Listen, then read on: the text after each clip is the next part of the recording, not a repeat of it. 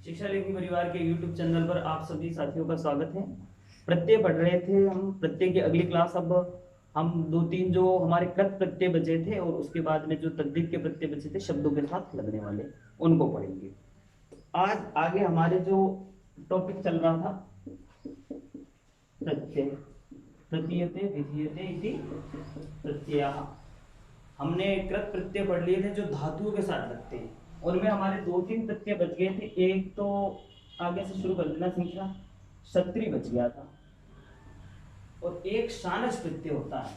अगर हम अलग अलग बात कर लेंगे लेकिन एक बार जो भी कॉमन बात है वो कर लेंगे। क्षत्रिय प्रत्यय और शानच प्रत्यय दोनों ही प्रत्ययों की बात करें तो इन दोनों को कहते हैं वर्तमान कालिक प्रत्यय। वर्तमान कालिक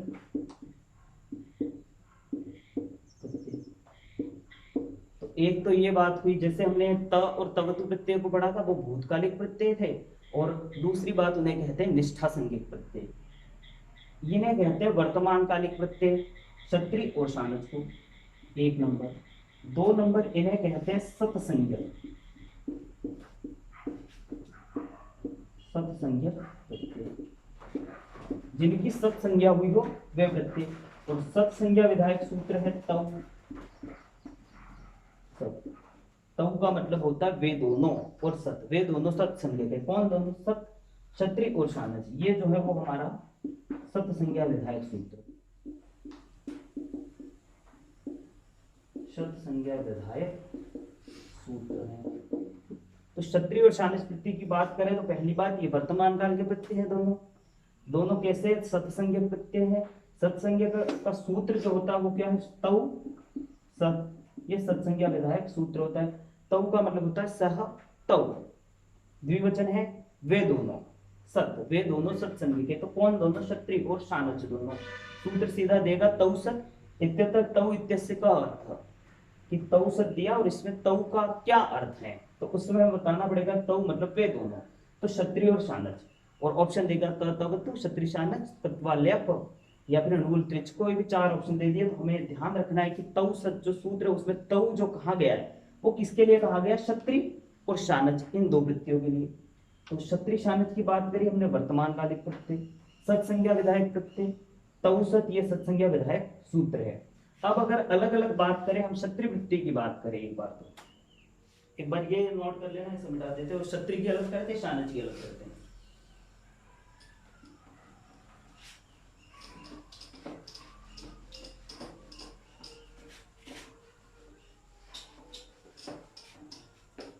क्षत्रिय जो प्रत्यय है उसमें शेष क्या बचता है? अत, अत और त हलंत। एक त वाला हम देखते हैं त प्रत्यय, उसमें हमारा त पूरा होता है हमेशा, लेकिन यहाँ जो अत बचता है उसमें त हलंत। अब अगर मैं बात करूं थोड़ी सी, तो इसमें जो शब्द बनेगा एक तो, उसके अंत में तो हमें क्या मिलेगा? अत। और इससे जो पुल्लिंग शब्द बनेगा उसके अंत में हमें मिलेगा अन। ठीक, इससे जो स्त्रीलिंग शब्द बनेगा उसके अंत में हमें मिलेगा अंति। अंति, एक अंति हमें मिलता है धातु रूपों में, जो बहुवचन में मिलता है। वहां ई की मात्रा छोटी होती है, यहाँ अंति में ई की मात्रा बड़ी होती है। और जो नपुंसकलिंग रूप बनेगा इससे, उसमें बचेगा वापस अर्थ। इसके रूप थोड़े से ये कंफ्यूजन वाला प्रत्यय देख लेना बराबर। यहाँ हम धातु ले लेते, मान लो कोई भी क्षत्रिय प्रत्यय, कृत प्रत्यय तो हमारा धातु के साथ ही लगेगा, और यहाँ धातु, धातु से जो शब्द निष्पन्न होगा उसके अंत में हमें अत दिख जाएगा। और पुल्लिंग में अगर बना हुआ शब्द है तो अन दिख जाएगा, स्त्रीलिंग में बना हुआ है तो अंति दिखेगा, और नपुंसकलिंग में बना हुआ है तो अत दिखेगा। जैसे हमने ले ली धातु पठ, अगर इससे क्षत्रिय प्रत्यांत शब्द बनता है तो वो बनेगा पठत, हमें क्या दिखेगा? अत। अगर इससे पुल्लिंग में कोई शब्द निष्पन्न होता है तो वो बनेगा पठन। अगर इससे स्त्रीलिंग में बनता है तो फिर पठंती, और इससे नपुंसकलिंग में बनता है तो वापस पठत। ये दोनों सेम आ गए, शब्द जो बनेगा वही नपुंसकलिंग में है वैसा का वैसा रहेगा पठत। जैसे हमने अगली धातु ले ली हमारी लिख, अगर इससे शब्द बनाया हमने तो लिखत, पुल्लिंग में शब्द बनाए तो लिखन, और स्त्रीलिंग में शब्द बनाया तो लिखंती, और नपुंसकलिंग में शब्द बनाए तो लिखत। वापस आ गए। अब ये जो कंफ्यूजन में आता है वो आता कहां पर है, आपके त प्रत्यय के साथ इसका कंफ्यूजन बैठता है। त प्रत्यय, त का तो त शेष रहता, लेकिन यहाँ एक त ध्यान रखना कि हलंत रहेगा हमेशा त, और बाकी जब भी पुल्लिंग में रूप बनाना है तो पीछे अन लगाओ, स्त्रीलिंग में अंति और नपुंसकलिंग में अत। जैसे हमने धातु ली गम, गम को आदेश होता गच्छ, तो यहां तो बन जाएगा अत लग के गच्छत, यहां बन जाएगा गच्छ न, और यहां बन जाएगा गच्छन्ति, और यहां बन जाएगा गच्छत वापस। बस क्षत्रिय वृत्ति का इतना मामला ध्यान रखना कि क्षत्रिय वृत्ति में क्या शेष रहता है, अत शेष रहता है। इससे जो शब्द निष्पन्न रहे होगा उसके अंत में अत, पुल्लिंग शब्दों के अंत में अन, स्त्रीलिंग शब्दों के अंत में अंति, और नपुंसकलिंग शब्दों के अंत में अत। अब मान लो आपसे पूछा गया कि पठंती, यहां पर कौन सा प्रत्यय है, तो फिर हमारा कौन सा होगा, क्षत्रिय। एक दूसरा जो पठंती हमारे धातु रूपों में बनता है, ये पठंती, इसमें कौन सा है, तो फिर यहाँ हमें धातु रूप वाले प्रत्यय तिप्ति झी में जाकर झी प्रत्यय करना होता है, वो अलग मामले हैं। लेकिन हमारे बड़ी वाला जब भी पठंती आए, लिखंती आए, गच्छन्ती आए, जो भी शब्द आए, वदंती आए, कोई भी आए, तो उसमें हमें ध्यान रखना है कि क्षत्रिय प्रत्यय होगा। तो ये क्षत्रिय के मामले थे, जहां अत शेष रहता है, पुल्लिंग में अन, स्त्रीलिंग में अंति, और नपुंसकलिंग में अत। क्षत्रिय अगर देख लिया, आगे बढ़े हम।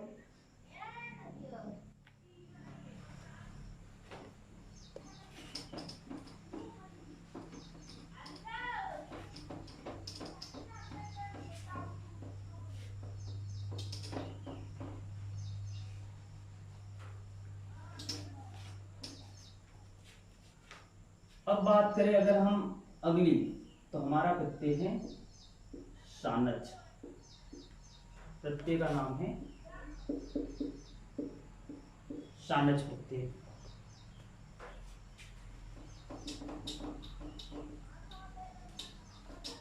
शानच प्रत्यय में शेष रहेगा आन, न पूरा, और म का आगम होता, और अंत में हमें किसी भी प्रत्यय के अंत में क्या दिखेगा, मान। शानच प्रत्ययांत शब्द कोई है तो उसके अंत में मान दिखेगा। अब इसके रूप भी तीनों लिंगों में चलेंगे। जैसे पुल्लिंग में है तो पचमान, कोई पठमान, पठमाना और पठमानम, तो हमें एक ही देखना, बस मान सब में दिख जाएगा हमें। तो हमें तो यह ध्यान रखना है शानच प्रत्यय में शेष क्या रहेगा, आन और फिर मान।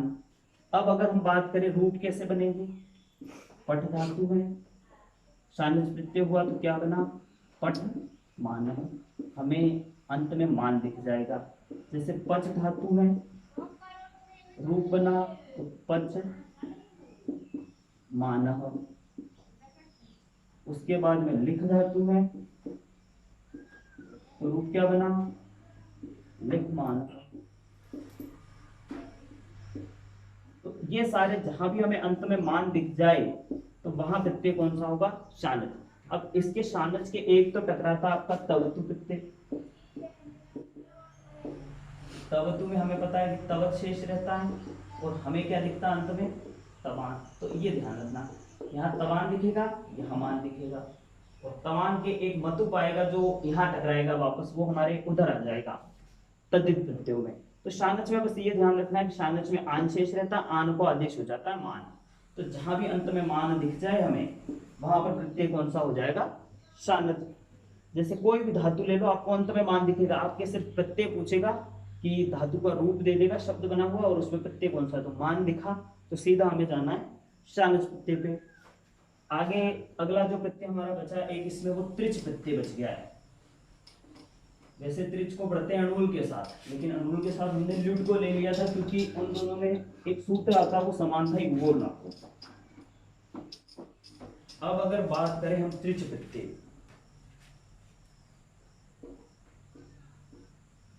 त्रिच प्रत्यय, प्रत्यय हमारा त्रिच, चकालो बचता क्या है, त्रि। अब अगर पूरी प्रोसेस की बात करूं, मैं सीधे बताऊं तो आपको यहाँ शेष अंत में क्या मिलेगा, हमें ता। अंत में शेष जो मिलेगा वो ता मिलेगा।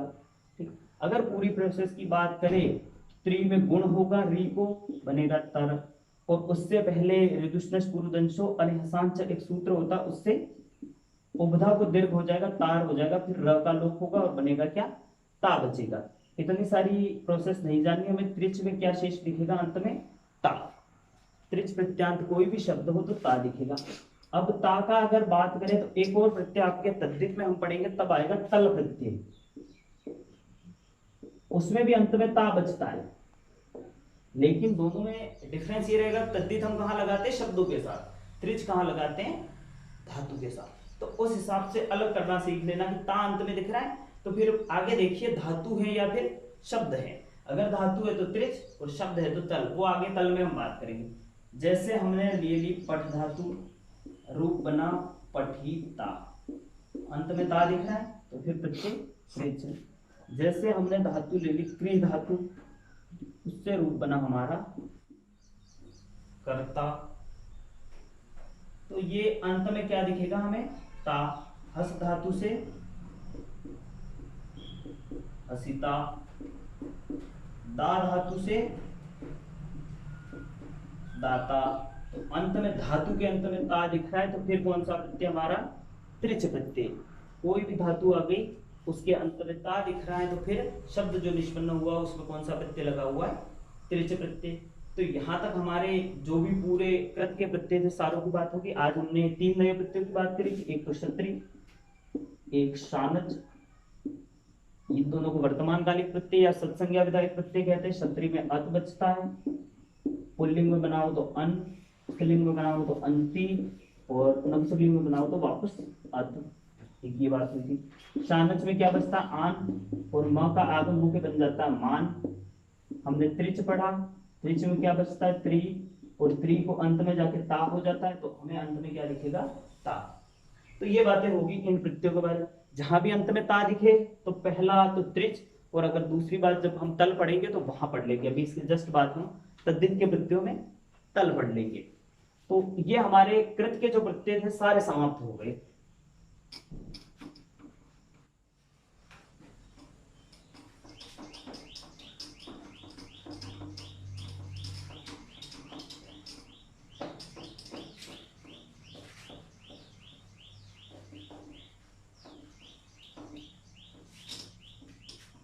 अब बात करते हैं हम तद्धित में। कुछ मुख्य प्रत्यय हैं जिनकी बात करते हैं तद्धित।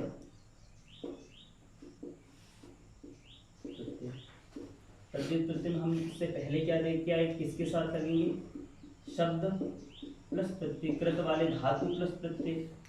ठीक, शब्द के साथ लगेंगे।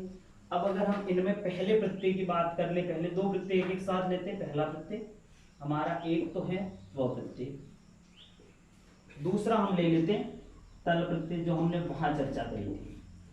त्व की बात करें तो त्व में शेष रहता है त्व पूरा का पूरा, तो कहीं भी हमें अंत में, शब्द के अंत में क्या दिखेगा, त्व। तल में ल का लोप, त शेष रहता, और फिर इसमें स्त्रीलिंग वाली प्रक्रिया होती है और ता हो जाता। और एक चीज और, तल प्रत्यांत प्रत्येक शब्द किस लिंग में होगा, स्त्रीलिंग में। एक सूत्र होता है तलंतः, वो कहता है कि तल प्रत्यांत प्रत्येक शब्द किस लिंग में होता है, स्त्रीलिंग में। तो इसमें स्त्रीत्व वाली प्रतिक्रिया होगी और फिर ता बच जाएगा अंत में। तो एक ता हमारे वहां बच रहा था त्रिच में, तो त्रिच में ता बच रहा था, वो धातु के बाद बचता है। यहाँ जो तल में ता बचेगा वो शब्द के बाद। बस ये कॉमन सा डिफरेंस है, उसे ध्यान रखना। ये ता, जैसे अब हम शुरू करते हैं एक एक धातु शब्द लेके। पशु हमारा एक शब्द है, अगर उससे हम त्व प्रत्यय करें तो पशुत्व, और ये भाव में होता है प्रत्यय, किसमें, भाव, पशुत्व का भाव होना। ठीक, क्या बना, पशुत्व। और उसी तरह हमने यहां लिया तो क्या बना, पशुता। पशु शब्द में तल प्रत्यय ता शेष रहता। अब पूछे कोई कि पशुता में कौन सा लिंग है, तो स्त्रीलिंग। जैसे हमने शब्द लिया देव, त्व प्रत्यय लगा तो फिर देवत्व, और फिर तल प्रत्यय लगा तो देवता। अब ये मोस्ट कंफ्यूजिंग बात कि देवता में कौन सा लिंग है, तो स्त्रीलिंग है देवता शब्द में, ये ध्यान रखना, देवता शब्द स्त्रीलिंग शब्द है क्योंकि तल प्रत्यांत शब्द है। तो ये सारी चीजें होती है कि पशु में, जैसे मानव, तो मानवत्व, मानवत्व, और यहां बन जाएगा मानवता। लघु, तो शब्द बना लघुत्व, और यहां बन जाएगा लघुता। तो ये दोनों बात है कि त्व में क्या शेष रहेगा, हमारा त्व ही शेष रहेगा।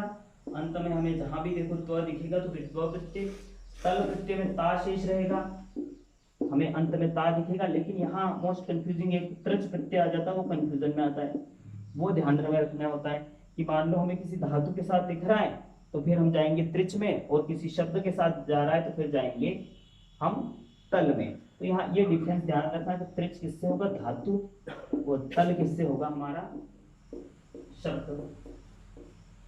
तो ये थोड़ा सा डिफरेंस है, यहाँ ध्यान रखना है कि अगर ता हमें किसी शब्द के अंत में दिख रहा है तो फिर हम करेंगे तल प्रत्यय, ता अगर किसी धातु के अंत में दिख रहा है तो हम करेंगे हमारा त्रिच प्रत्यय। तो तद्धित के दो प्रत्यय हमने पढ़े, त्व और तल।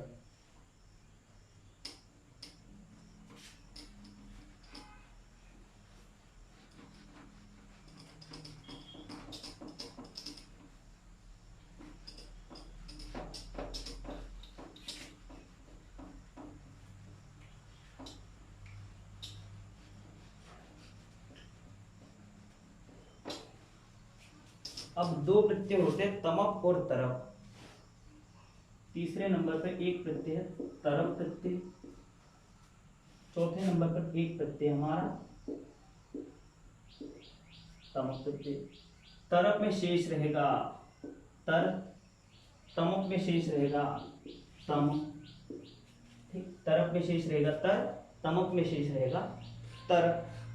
बात अगर की जाए इन दोनों में थोड़ी सी, ये कब प्रत्यय होता है, दो में तुलना करनी हो, दो में तुलना है, तो दो व्यक्ति है उनमें तुलना अगर करनी है एक दूसरे की, कौन श्रेष्ठ है, ये तो फिर हमारा तरप प्रत्यय लगेगा।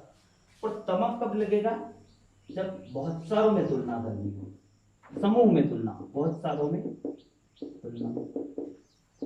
सामान्य सी बात है कि जब हम इंग्लिश की सुपरलेटिव और फिर ये डिग्रीज की तरह हो गया, इंग्लिश वालों में जैसे चलता गुड, बेस्ट, बेटर, तो ये बेस्ट है और ये बेटर है। तरफ दो में तुलना, और तमक जो है बहुत सारों में जो बेस्ट हो, सबसे अच्छा हो, उसमें हमारी तमक प्रत्यय। अब ये चलेंगे तीनों लिंगों में, तीन लिंग, ये भी तीनों लिंगों में चलेगा। हालांकि हमें तीनों लिंगों का कोई ध्यान नहीं रखना इतना, जब तमक पुल्लिंग से होता है तो बचता है तरह, स्त्रीलिंग में होगा तो तरा, और जब नपुंसकलिंग में होगा तो तरम, ठीक। और तमक में भी वही, ये पुल्लिंग में होगा तो तमह, और जब स्त्रीलिंग में होगा तो तमा, और नपुंसकलिंग में होगा तो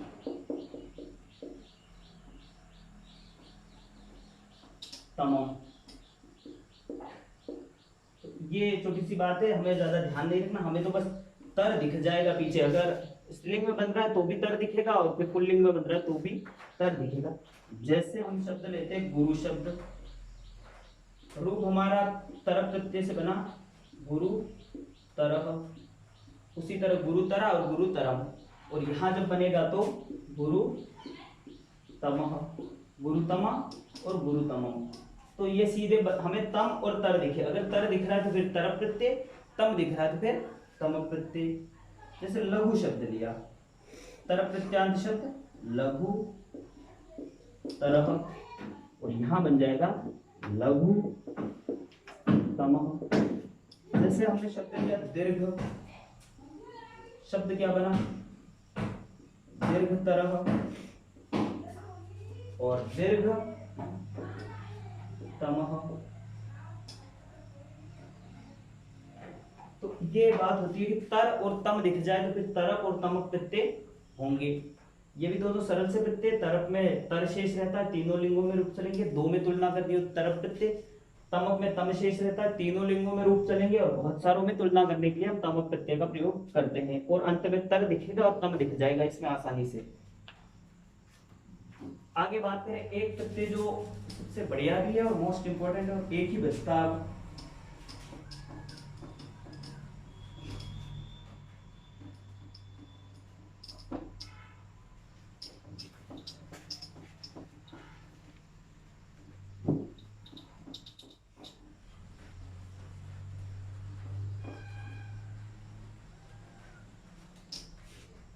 तद्धित के प्रत्ययों में एक प्रत्यय जो बचता है हमारा 5वें नंबर पे, मतुप प्रत्यय। मतुप में शेष रहता मत,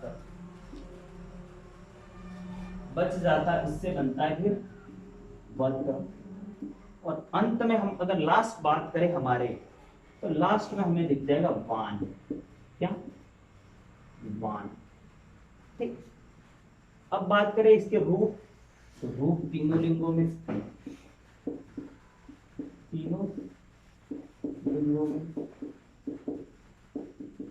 किस अर्थ में होगा? तो वाला अर्थ में, वाला अर्थ में ये प्रत्यय होता है। अगर तीनों लिंगों की हम बात कर ले, जैसे पुल्लिंग, स्त्रीलिंग, नपुंसकलिंग, यहां तो आपको अंत में दिख जाएगा वान और विसर्ग लगा देते हैं, यहां अंत में दिख जाएगा वंती और यहां वंत, गुण वंत। जैसे हमने शब्द लिया गुण, शब्द से पुल्लिंग रूप बना गुणवान, वाला अर्थ में होता है तो गुणों वाला व्यक्ति गुणवान, स्त्रीलिंग है गुणवती, गुणों वाली, और यहाँ गुणवंत। ये बात होती है। जैसे हम शब्द ले ले पुत्र, तो यहाँ बन जाएगा पुत्रवान, पुत्र वाला, यहाँ बन जाएगा पुत्रवती और यहाँ बन जाएगा पुत्रवंत।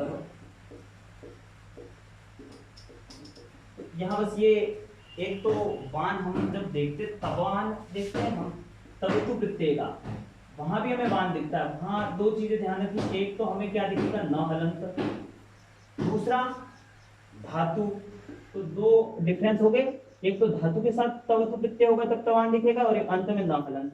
लेकिन इसमें क्या होता है, एक तो शब्द के साथ होगा, गुण शब्द है पुत्र शब्द है, वान दिख रहा है और वाला अर्थ निकलने वाला होगा, गुणवान गुणों वाला, पुत्रवान पुत्रों वाला।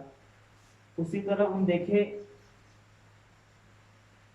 सौभाग्य शब्द देख ले, सरल सा शब्द सौभाग्य, अगर इससे मतु प्रत्यय होगा तो पुल्लिंग में सौभाग्य, सौभाग्यवान, यहां देखें तो सौभाग्यवती और यहां देखें तो सौभाग्यवंत।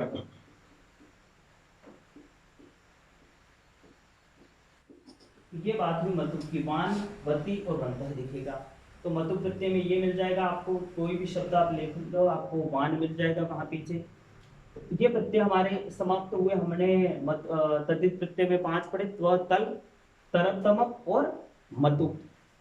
तो यहाँ तक हमारी प्रत्यय की क्लास समाप्त होती है। इससे पहले हमने कृत पढ़ लिए थे, तद्धित भी पढ़ लिए, दोनों में कहाँ हमें डिफरेंस करना है, कहाँ पर क्या करना है। कृत जैसे हमारे धातु के साथ होते थे, तद्धित वाले शब्दों के साथ होते, सारी चीजें देख ली हमने। और अगर हमारा वीडियो आपको पसंद आ रहा तो वीडियो को लाइक करें, कमेंट करिए, चैनल को सब्सक्राइब करिए और वीडियो को आगे से आगे शेयर करते रहिए। धन्यवाद।